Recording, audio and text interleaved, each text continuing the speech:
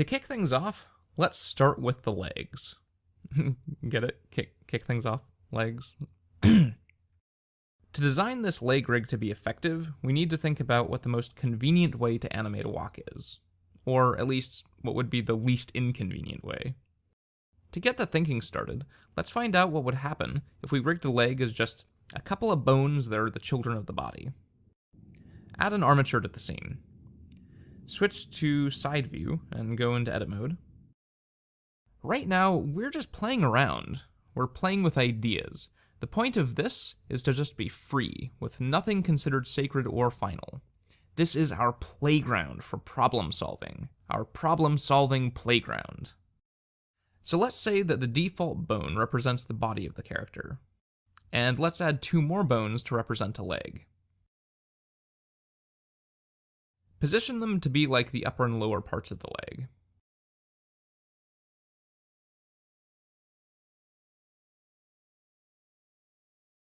Now let's make the upper leg the child of the body. And let's make the lower leg the child of the upper leg. But in this case, instead of choosing keep offset, like we usually do, let's select connected and see what happens. How odd. The lower leg moved. Its top endpoint now lines up exactly with the upper leg's bottom endpoint. In fact, if we try to select this endpoint and move it, they both move together. The 2 endpoints are now merged into one, and this is what the connected item in the bone parenting menu means. When you connect bones together like this, they're called a bone chain. You can also quite easily create bone chains by selecting an endpoint and pressing the E key. This extrudes a new bone from that endpoint, which is a connected child of the bone you extruded from. To confirm, left-click. You can continue hitting E and left-clicking to extend the bone chain further and further. If we go into pose mode now, we can see that the translation transforms are grayed out. This is because you cannot translate bones that are connected to their parent. You can only rotate and scale them. But they do move, of course, if you rotate or move their parent. This connected feature is really just for our convenience as riggers, and it doesn't really enable anything special. We could manually line up the bone's endpoints and lock their location transforms to get pretty much the same effect. But there are a lot of cases where you want these sorts of chains of bones, and this connected child feature, it just makes it a lot easier for us to manage. Let's go back into edit mode and delete all the bones except the body and leg bones. Now to test this simple leg rig that we've just created, let's go back into pose mode. and if you think this is a lot of mode switching, you have no idea what you're getting into. There will be so much more mode switching as we get into more complex rigging. So let's say that we're going to animate a walk with this. Never mind that there's only one leg. Pretend there's another one. Use your imagination. A common similarity between all walks is that at some point in time, a foot is going to be on the ground, and it will remain relatively stationary while it's there. It's also a common similarity that during this time, the body is going to continue moving forward, because, walking makes you move forward. So the question now is this easy to accomplish with this rig? Let's try. Mark where the foot is supposed to be with an empty. Now move the body forward.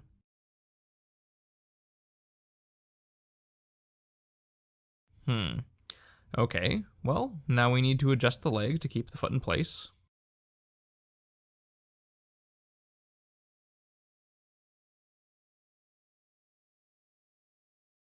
Okay, now move the body forward again.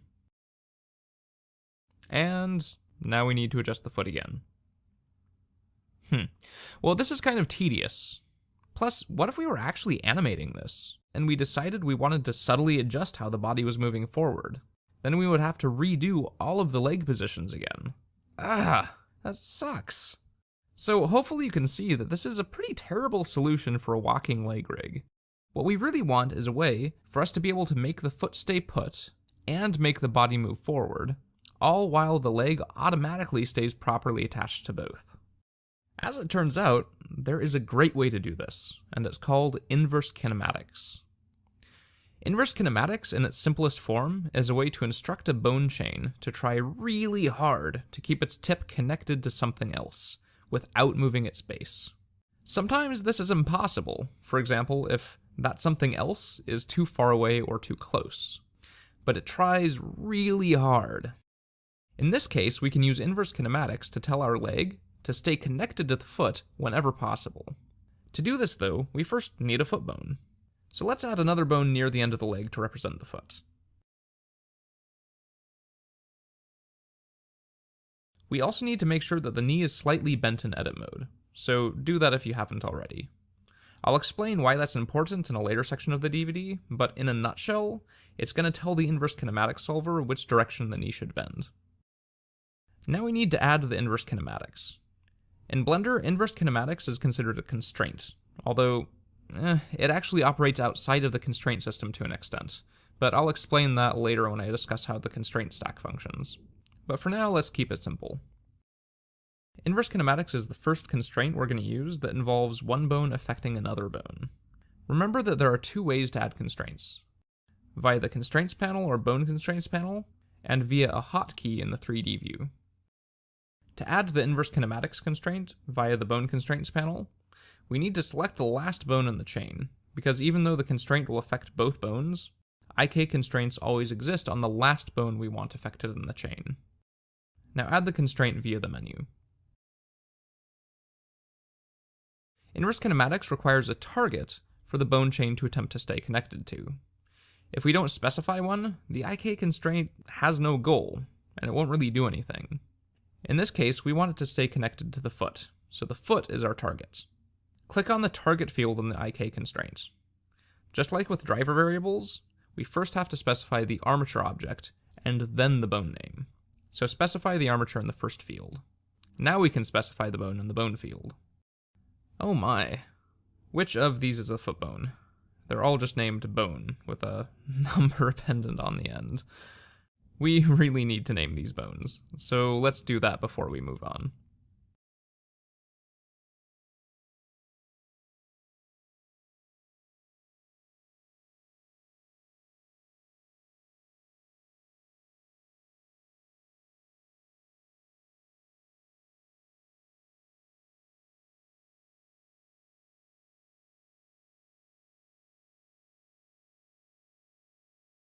Whew, okay, much better. This is one of the reasons it's important to name things in our rigs. It makes things less confusing, not only for other people that look at the rig later, but it also makes things a lot less confusing for us. Okay, now let's specify the foot in the bone field. Wow! It just immediately snapped to connect with the foot bone. But before we move on, let's see how to add this using a hotkey. To add a constraint where one bone affects another, you first select the bone that will do the affecting, and then you select the bone that will be affected. This is kind of the reverse of specifying parents, which can make this confusing and hard to remember. Unfortunately, we just need to put up with that. Next, hit Ctrl-Shift-C and select Inverse Kinematics. Ta-da! Now we have an IK constraint with all the target information filled out for us. This is a much faster way to add constraints, and it's the way that I usually do it. Now let's try moving the foot bone around. Nifty. The leg stays connected to it. However, notice that the body bone is moving too. How strange. It's not part of the leg's bone chain. The reason this happens is because inverse kinematics actually isn't limited to just bone chains. It actually functions on any parent-child hierarchy of bones. It will keep searching up the hierarchy, parent to grandparent to great-grandparent, until it can't find any more bones. To limit the constraint to the leg bones, we need to specify a limit on how far up the hierarchy it searches. And thankfully, this is extremely simple to do. We just change the chain length. 0, the default value, is a magic number for this field, and it means unlimited. But any other number, such as, for example, 2, tells it that we only want it to affect, in that case, 2 bones of the chain. And since we only have 2 leg bones, that is indeed the number that we want. Now when we move the foot, only the leg bones move. Yay! Also, if we move the body, the leg sticks too. Woohoo! So IK, or inverse kinematics, seems pretty magical, and in a lot of ways it is. But we're still going to run into some problems with it if we just leave it how it is right now. And that's because inverse kinematics is an under-constrained problem. What on earth do I mean by that? Well, to start with, I'm not talking about Blender's constraint system. I'm using the word constrained in a different sense now. In this case, when I say that inverse kinematics is solving an under-constrained problem, I mean that there are multiple possible solutions. If we have a two-bone chain, and a point that we want it to reach, there are actually multiple solutions. It could bend this way, or it could bend that way. And in 3D space, the bones can twist and rotate around every which way. In fact, there's an infinite number of solutions to this problem. And it only gets worse if we have more than two bones. Then even when restricted in 2D space, there are still an infinite number of solutions. That's what I mean when I say that IK is an under-constrained problem. The IK solver has a lot of wiggle room to choose its solution from. Now, in a lot of cases, this simply doesn't matter. Blender's IK solver does a pretty good job of finding smooth, sensible solutions to the problem. But in this case, we really do care about the specific solution. In particular, knees on bipedal creatures only bend on one axis, and Mr. Squeegee Feet is no different. Unfortunately, the IK solver doesn't care about that, and it will bend the shin bone in any direction it likes. Fortunately, we can tell the IK solver to care. Select the shin bone, and go to the bone properties. Find the inverse kinematics panel, and toggle it open if necessary. There are a bunch of parameters in here, all of which allow us to configure how the IK solver uses this bone. In this case, what we care about are these toggles with the lock icons. These allow us to tell the IK solver not to rotate on these axes. It's just like locking rotation axes for manual rotation in the 3D view, except this is for the inverse kinematics solver. We want the knee to only bend on one axis. But which axis? Let's go find out. We can't very easily rotate the shin bone right now, because its rotation is controlled by the IK constraints. But I have a new trick to show you that will let us figure out the bone's axes without rotating anything. Go to the armature properties and find the display panel. There's a checkbox labeled Axes. Click it. Aha! Suddenly, there are weird arrows sticking out of our bones with letters attached. Let's take a closer look. These are visualizations of the bone's axes. For rotations, the bone will rotate around the axes, so we can see then that the axis we want the knee to bend on is the x-axis. Return to the bone's IK properties and lock the other two axes. Now when we move the foot, the knee only bends on the x-axis. Woohoo! Because of the length of my explanations, this may already seem really complex, but let's take a look at what we've actually done so far. We've added a two-bone chain for the leg. We've added an IK constraint to make the leg stick to the foot. We've told the IK to only affect the leg bones. And we've told the IK solver to only bend the knee on one axis. So we really haven't actually done that much yet. And it's not really so complex. I'm just long-winded. Sorry. But we do still have one last step before this is a finished leg rig, and that is to give the animator control over what direction the knee is pointing. Right now, the knee direction is pretty much up to the IK solver. It will generally point in the right direction, for reasons that I'll explain when we look at IK more in depth. But there are still situations where the animator will need direct control, for example if they are animating an old man with wobbly knees. There are a couple of ways to do this, but my favorite for bipedal characters is called a pull target. To explain how a pull target works, imagine that we drew a straight line between the base of an IK bone chain and that chain's target. If we rotate the entire bone chain around that line, as if the line were an axis, the bone chain would still reach the target exactly, no matter how we spun it around that line. What a pull target does is it limits that part of the solution. It's a secondary target that tells the IK bone chain how to orient itself around that line. Let's dive in and try it out. Go into edit mode and add another bone in front of the leg. Name it pull target. Now go to the leg's IK constraint and specify that bone as the pull target. Remember that just like everywhere else that you specify a bone, you need to specify the armature first. You'll notice that immediately the leg rotates to kind of an odd angle. This is because the pull target is forcing it to spin into that position. If we switch to a top view, and move the pole target around, we can see that the leg spins around exactly as much as we move the pole target around it. The basic idea is that if you imagine a line connecting the leg to the pole target, the angle of that line determines the spin of the leg. Of course, having the knee point off to the side of the pole target isn't very intuitive for animators. It would be much better if the knee pointed at the target. Fortunately, this is easy to adjust. Go to the IK constraint again, and find the field labeled pole angle. We can adjust the offset from the pole target here. Much better.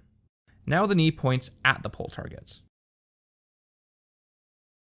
Something important to notice about the pole target is that if we switch to the side view again and move it up and down, it doesn't do anything. This is because the only thing that matters about the pole target is its position around the line, not the position along it. I find the easiest way to think about this is to look straight down the line between the base of the bone chain and the IK target. Only the motion of the pole target on this view plane matters. Now, if we move the foot, that line moves. And the plane of motion that matters moves too. We can move the pole target huge distances along that line, and it doesn't affect anything. Only the position around the line matters. Now, one last thing to do is make the pole target the child of the foot. That may seem kind of weird, but it makes things a little bit more convenient, since feet and knees usually point in roughly the same direction along the IK line. This way the animator can better ignore the pole targets when they don't need to do anything special. Now that we have the pole target set up, we're finished designing the leg rig. Hooray! We can move the foot, and we can move the body, and control where the knee is pointing. This leg rig design is called an IK leg, because it is designed entirely around inverse kinematics. By contrast, our first attempt at a leg rig, where we manually rotated the leg joints, is called an FK, or forward kinematics leg rig.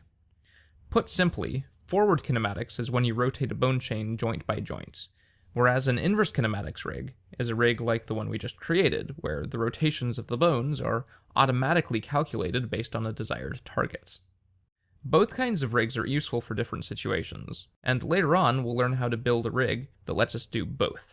But for now, we're going to leave it as is, because we know we're only going to use this rig for walking, so we don't need FK.